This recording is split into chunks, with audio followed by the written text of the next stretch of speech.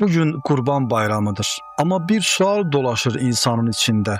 Görəsən bu bayram biz Allah üçün nəyi qurban verə bildik? Bir arif demişdi, əgər hələ də qəlbində kin daşıyırsansa, əgər dilin insanları incitməkdən çəkinmirsə, əgər qeybəti, yalanı, haqsızlığı tərk etməmisənsə, əgər zəif insanlara qarşı qoçluq edirsənsə, kəsdiyin qoç sadəcə bir heyvandır.